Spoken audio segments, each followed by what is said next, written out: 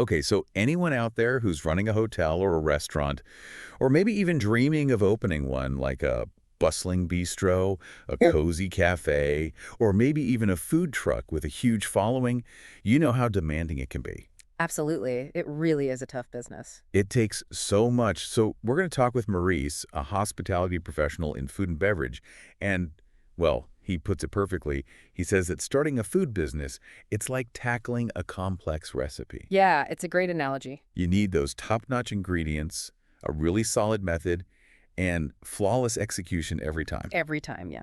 So we're diving deep into Maurice's insights today and pulling out all the key points from his practical guide to kind of give you a clearer path, whether you're picturing that charming local spot or maybe something on wheels and trendy. Right. And what makes Maurice's perspective so valuable is that it's based on real world experience. We're not just talking about abstract theories here, you know? No, no. We're talking about giving you actionable knowledge, straight from his guidance. And we're going to use that to help you navigate, all those make or break decisions that come with opening a successful food and beverage place. It's so true. We're going to explore everything from those sometimes really daunting startup costs all the way to actually creating a concept that really connects with people. Okay, so let's get right into it because as Maurice points out, the very first hurdle, the one that can like trip up even those super passionate people, is understanding those financial realities. Yeah, for sure. Like he makes it so clear that miscalculating your opening costs, that's a big danger. Huge It days. can lead to, closing your doors before you've even really had a chance to build up those loyal customers. Absolutely. And what's fascinating is the difference in investment that Maurice talks about. He kind of shows us these two really different ends of the spectrum. On one side, you've got a really high-end restaurant like Thomas Keller's per se, which supposedly needed a massive $11 million just to get started, which really highlights the huge amount of investment needed at that top level. Yeah, it can be so much. But then he brings it back to something a bit more, doable for most people. He gives a more typical range of 50,000 to 500,000 euros for a smaller restaurant. And that's where the question is, what makes that difference so big? Yeah, and that's a really, really good question for anyone listening. So if you're starting to make your own plans, where do you even begin to kind of estimate these crucial figures? Like, where do you even start? Maurice gives some really helpful starting points. He emphasizes the need to just define your vision with some, basic questions. Right. Things like, what kind of restaurant are you really trying to create? How many guests, or as they say in the industry, covers, essentially the number of diners you can serve at one time, are you expecting? Right. And then, of course, that big question, location, location, location. That's a big one, yeah. Why are those seemingly kind of basic questions so important for your initial budget? Well, let's break that down a bit. The type of restaurant you imagine is directly going to influence the type of equipment you need, the size of your kitchen and dining space, and how many staff you need. Like a fancy fine dining place is going to have totally different needs compared to a more relaxed cafe. Then the number of covers you're aiming for, that affects everything from how big your place needs to be to how you manage your stock, and again, how many staff you need. And location, well, that's huge. It doesn't just affect your rent or mortgage, but also how many people just walk by, local license fees, and even insurance costs. It does. It really does. So yeah, Maurice is right. These basic questions are the foundation for a realistic budget. They really are. And once you've started to kind of answer those, core questions, Maurice stresses how vital it is to make a detailed and importantly realistic budget. It's not just about the big costs like rent and appliances. He specifically says you've got to factor in those ongoing staff costs. And something a lot of people forget, a contingency fund for those unforeseen events. Because let's face it, when you're starting something new, those hiccups are pretty much guaranteed. Yeah, it's like expecting the unexpected. And that buffer for the unexpected is so important. It's like having a backup ingredient in that complex recipe. Maurice mentioned, you hope you don't need it, but you'll be so glad it's there if things go wrong. So true. And one thing I really liked was Maurice's practical advice for those with tighter budgets. He says, seriously, consider renting equipment or looking at the secondhand market. This can be a total game changer early on, letting you save your money for other key things like marketing or initial stock. Okay, so you've got a better grasp on the potential costs. Now comes probably the heart of it all, the concept. Maurice calls this the soul of your restaurant. It's a great way to put it. And I think that really gets it, Yeah. He explained how your concept, shapes everything, the menu you'll offer, the atmosphere you create, even the kind of clientele you'll attract. And Maurice is absolutely right. A vague or unclear concept is like trying to cook without a recipe. You might end up with something edible, but it's probably not going to be anything special Right. or even consistently good. Exactly. He emphasizes that your concept needs to be clear, distinct, and most importantly, tailored to the market you're trying to reach. Yeah. You might have this amazing idea, but if there's no demand for it where you are, or if it doesn't connect with your target audience, well, it's going to be a tough journey. It is, yeah, and he uses some really clear examples to illustrate this. Take something as simple as a burger joint. Maurice points out that a burger can be like the main attraction at a casual fast food place, or it can be like elevated to a fancy level with really high quality ingredients and interesting toppings served in a much more kind of, upscale setting. It's the underlying concept that defines that whole spectrum. Absolutely. And the same goes for something like a Chinese restaurant. It can be anything from a basic takeaway place to a really refined, elegant dining destination. It Exactly. all comes back to that concept. Absolutely. And these examples show how a well-defined concept acts like your North Star. Yeah. It guides every decision you make. And then Maurice gets into the practical steps of developing the soul of your restaurant. He talks about how important your USP is, your unique selling proposition. What's that one thing or maybe a few things that makes your place stand out from all the other restaurants? Right. And Maurice throws out some really interesting examples to get you thinking. It could be committing to using only organic, locally sourced ingredients, a completely vegan menu, maybe signature dishes that have a unique twist, or even an atmosphere that's totally different from anything else in the area. Right. What's that special something that will make customers choose your place? Absolutely. And that's where the next crucial step comes in, doing your research. Maurice is right to emphasize the need to find out if there's actually a demand for your brilliant USP. Yeah. And even more importantly, is your target audience willing to pay the prices you need to charge to actually stay in business? Yeah. So important. You could have the most innovative and unique concept in the world, but if nobody wants it or can afford it, well, it's just not a viable business. It's not going to work. It's not going to work, no. And for those who are maybe a bit hesitant about fully committing to a concept right away, Maurice has some really good advice. Test the waters with pop-up events or temporary locations before jumping into a permanent spot. Yeah, I like that. It's a less risky way to see how customers react, figure out any operational kinks, and even generate some buzz and build a bit of a following before you officially open. That's really smart advice. It lets you get real feedback and adjust your concept based on how people actually interact with it, Real people, yeah. rather than just guessing. Yeah, absolutely. Now, we've talked about the role of your concept, but Maurice is equally clear about how important your location is to your success. Oh, absolutely.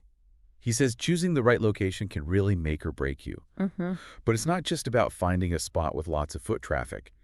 Maurice stresses that your location has to work with your concept, like they need to be in sync. Right. On the flip side, if you find an amazing location, you might need to be flexible and adjust your concept a little to fit that local market. It's a balancing act. Yeah, it is. It is. And Maurice gives some really clear examples to show this, like trying to open a fancy bistro in a low-income neighborhood. That just highlights how a mismatch could lead to some serious problems.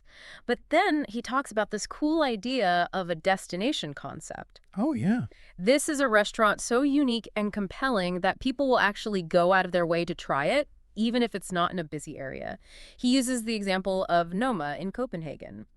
For a while, it was in a pretty isolated spot, but its reputation for amazing food drew people from all over the world. That's such a great example of an exceptional concept overcoming location limitations. Yeah.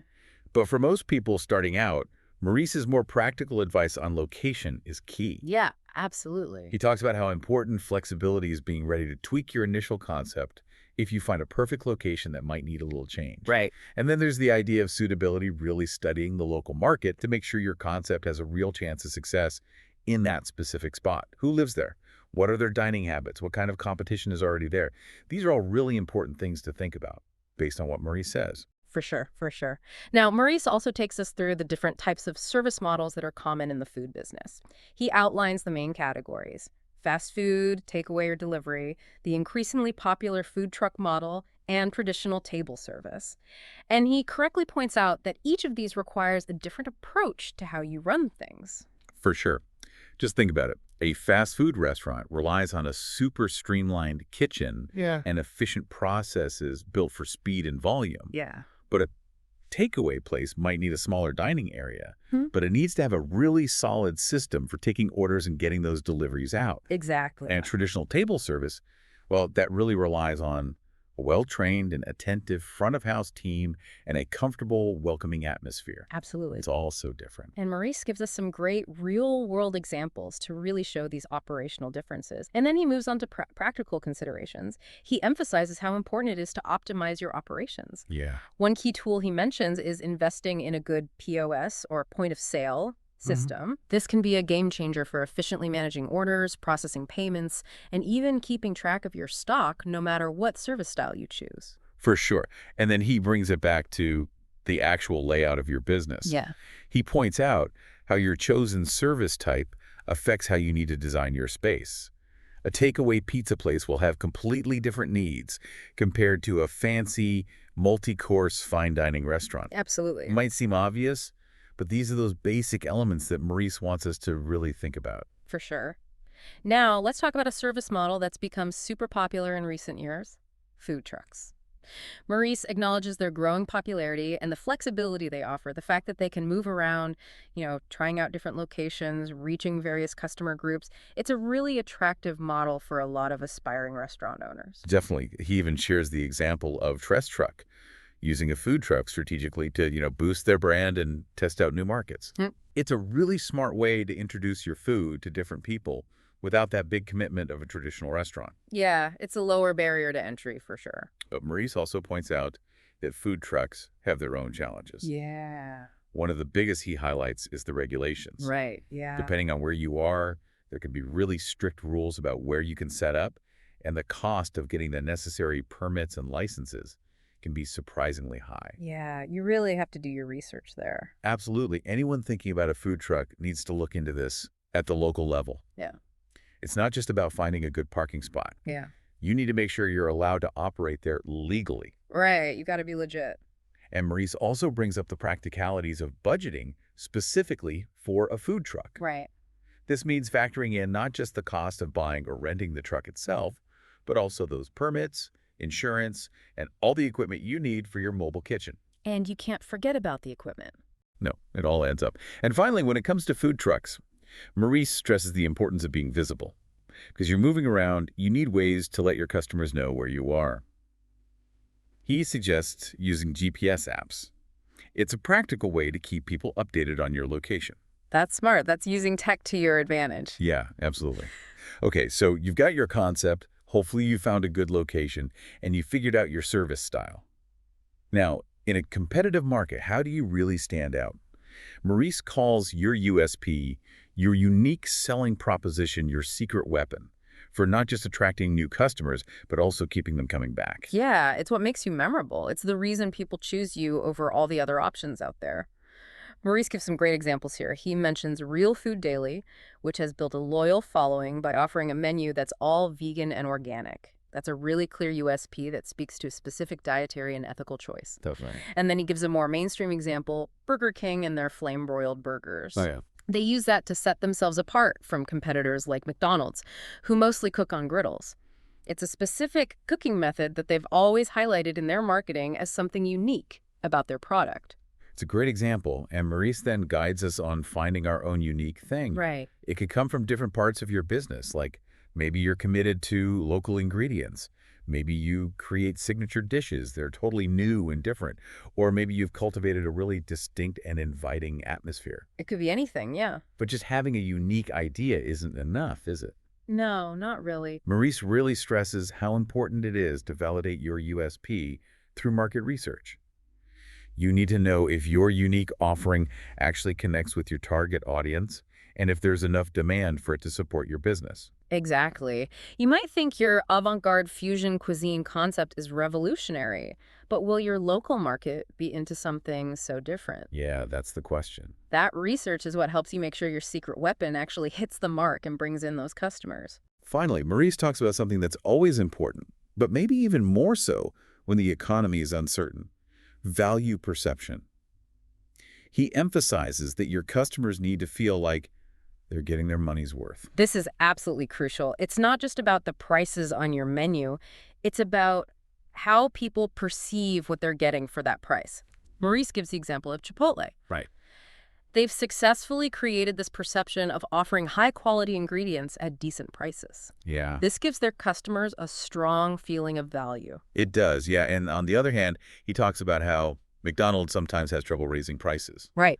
probably because people see it as a cheap, budget-friendly option. Yeah, It shows how hard it can be to change how people perceive value. it does. It really does. So how can you make your customers feel like they're getting good value? Maurice suggests a few practical things. It could be as simple as offering something extra, a free appetizer, presenting your dishes in a more appealing way, or, really importantly, giving amazing customer service. These little things can really improve the overall experience and make people feel like they're getting more than just a meal. It's about going above and beyond. Absolutely. Yeah. And his final point on this is about staying competitive, but not by just having the lowest prices. He stresses focusing on the overall quality of your food and the whole customer experience.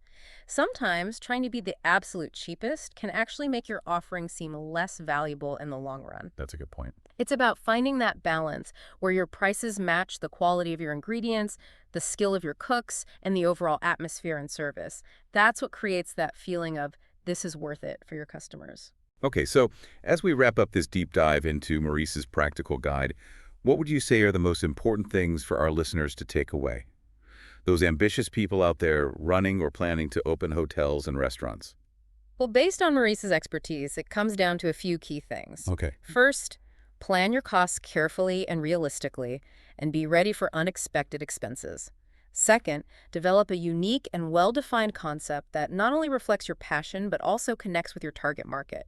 And third, commit to creating a memorable and positive customer experience that goes beyond just the food. It really does come back to that analogy Maurice shared at the beginning, doesn't it? It does, yeah. Having the right ingredients, following a good recipe, and making sure everything runs smoothly. Maurice ends his guide with a really encouraging thought for everyone, whether you're dreaming of a food truck or a Michelin-starred restaurant. Every great culinary endeavor starts with an idea. That's a good point to end on. And maybe that's the most thought-provoking thing to leave you with today. Think about that initial spark, that original vision you had. Now consider all the practical advice we've talked about today based on Maurice's expertise. Which part of his guidance resonates most with where you are now or where you want to be in the future? It's time to take those first steps and start bringing your unique culinary vision to life. Absolutely. That's what it's all about.